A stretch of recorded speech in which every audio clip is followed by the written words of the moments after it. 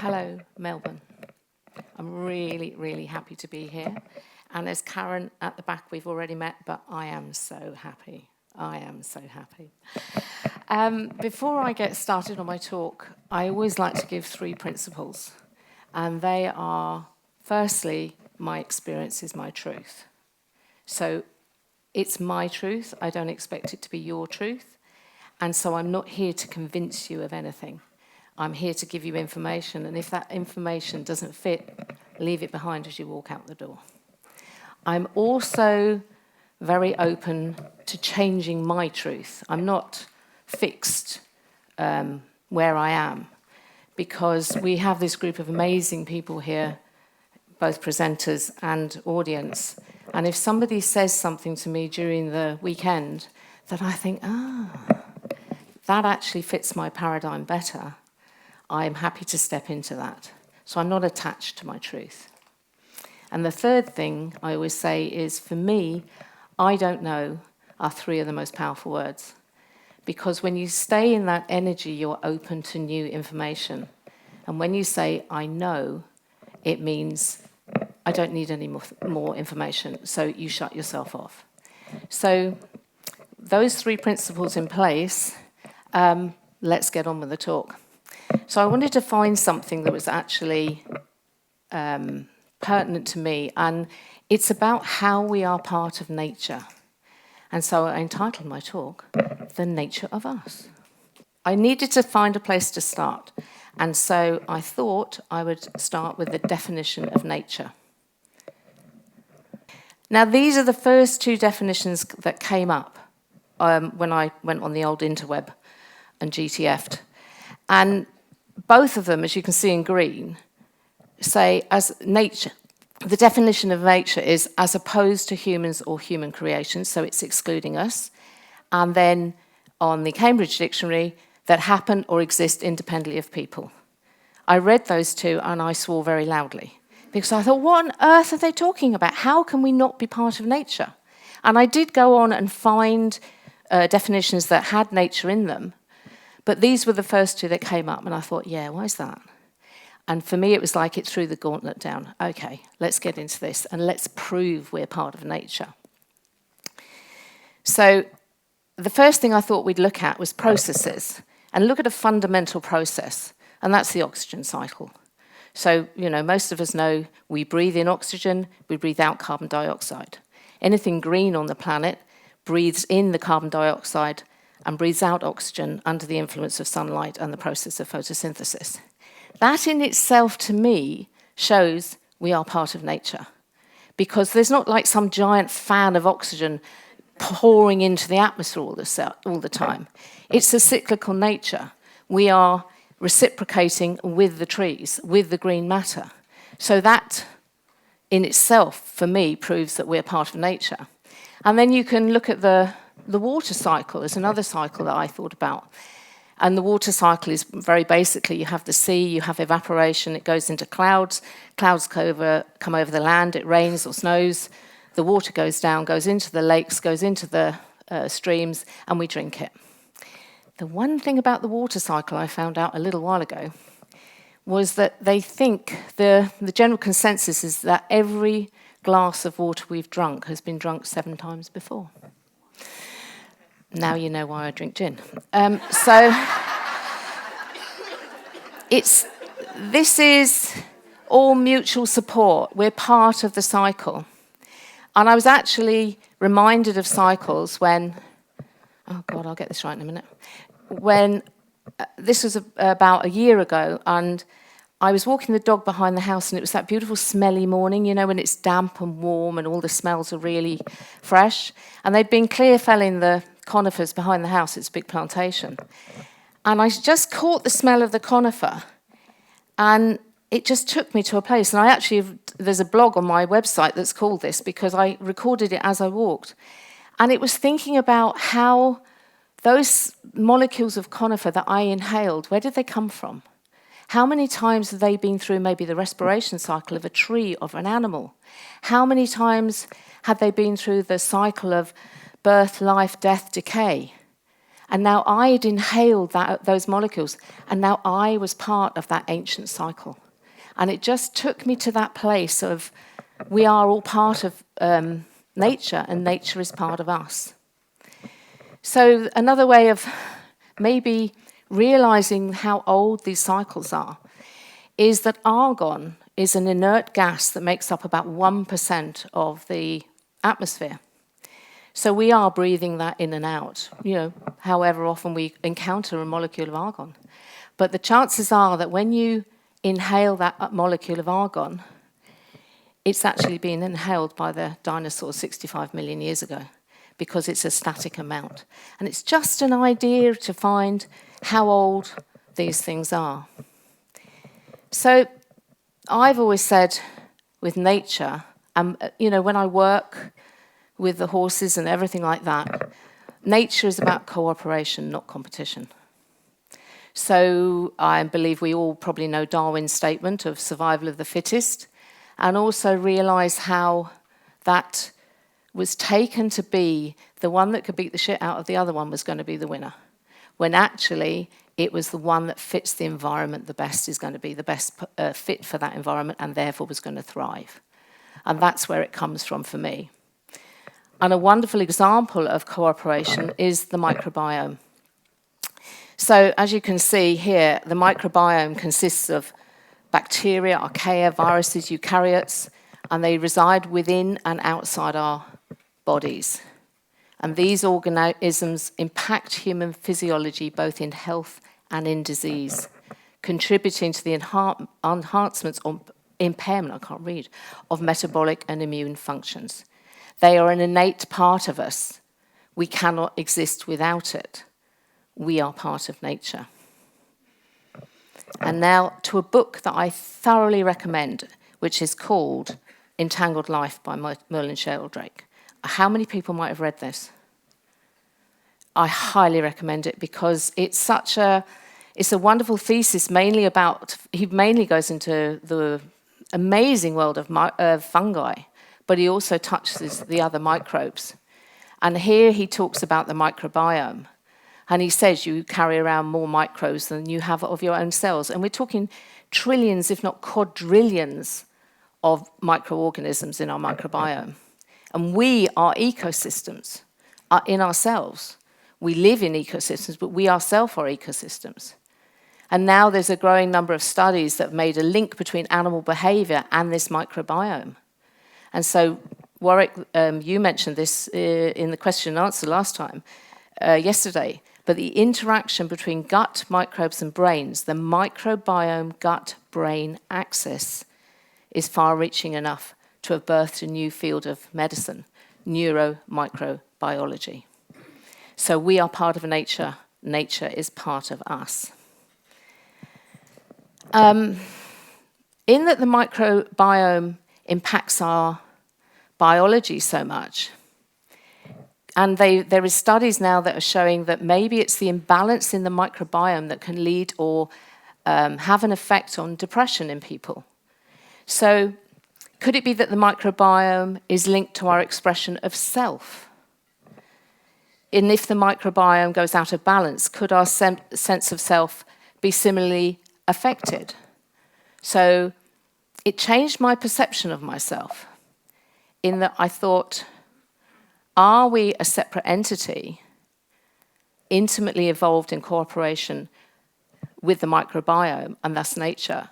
Are we a separate entity, or are we a system? This system is intimately involved in cooperation with the microbiome and thus nature, which is essential for us to survive.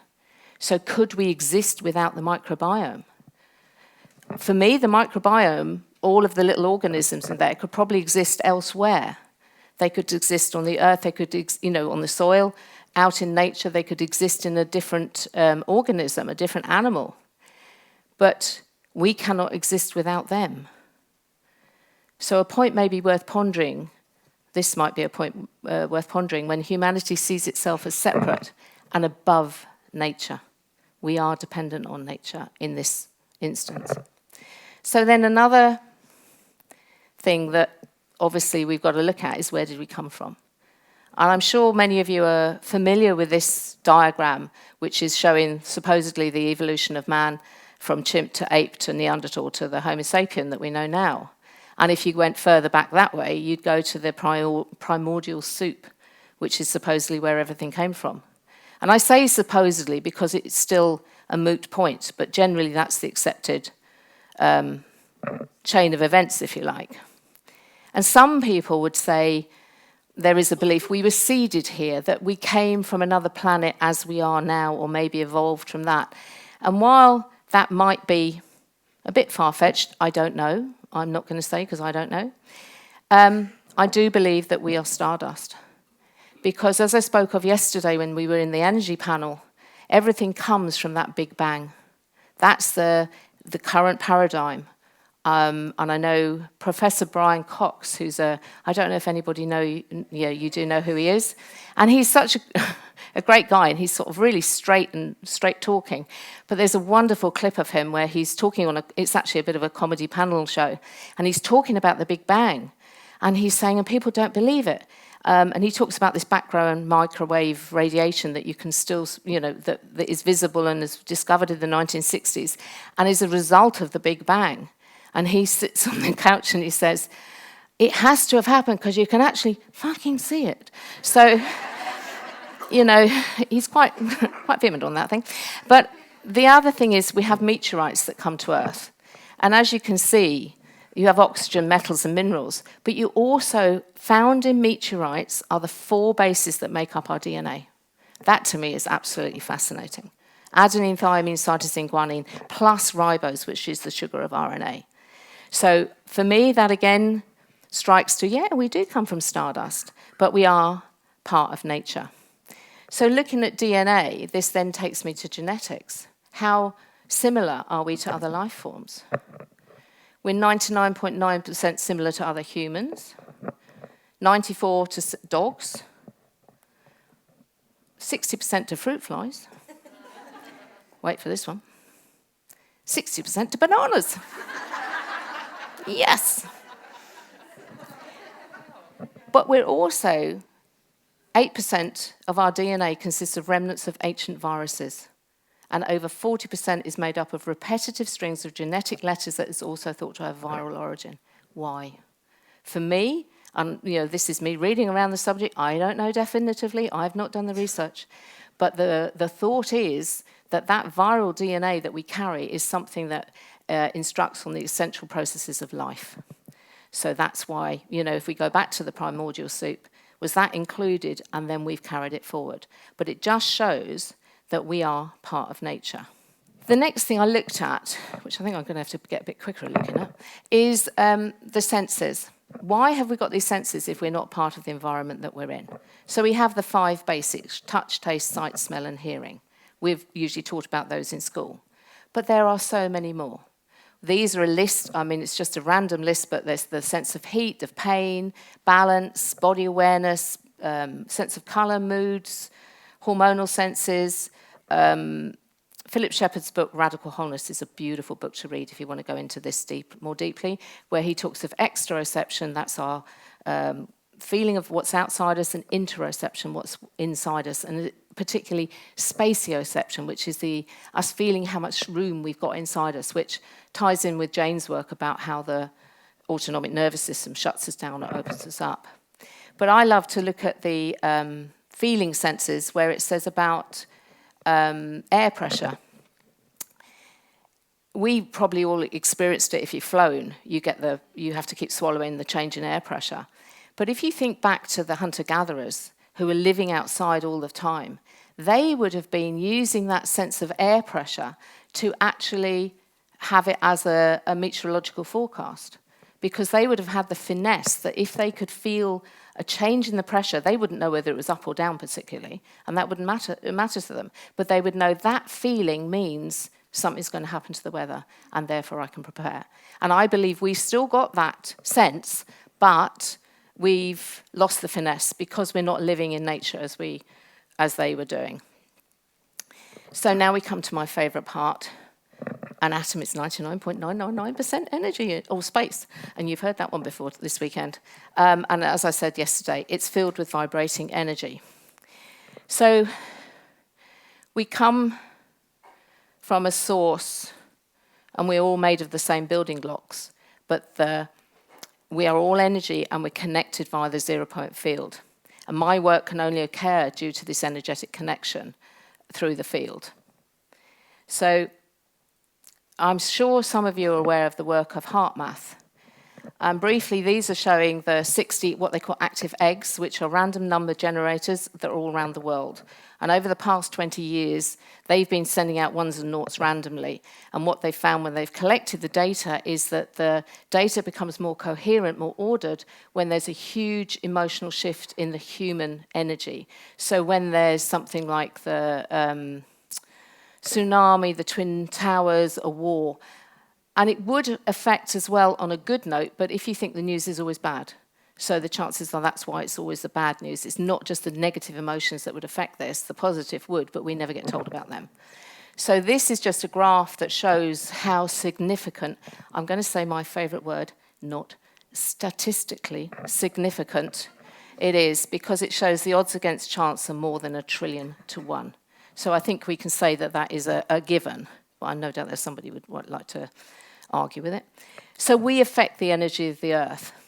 And it's thought that the magnetic field of the Earth may actually be a conduit for biological information that connects all the systems. And again, you've probably heard about the 100th monkey, where on one island they found out about washing sweet potatoes, and then the information seemed to jump to the next island. But an even more in-your-face one is that Rupert Sheldrake, Merlin's dad, has got a book called The Science Delusion. And in that, he speaks of how industry trying to make new crystals, and they make the solution first, and they can be making it all around the world, but they're finding it difficult to actually get the solution to come out of solution into a crystalline form so they can use it. But when it happens in one lab, poof, suddenly around the world it happens, all over. So, and the converse is true as well. If in one lab or, in one place that the solution, the crystals go back into solution, which can happen, again, it happens all around the world. So for me, that's showing that this magnetic field may be that field of information that's connecting all of these things together. So the next thing is I want to talk about a guy called Robert Wolfe and his book, Original Wisdom.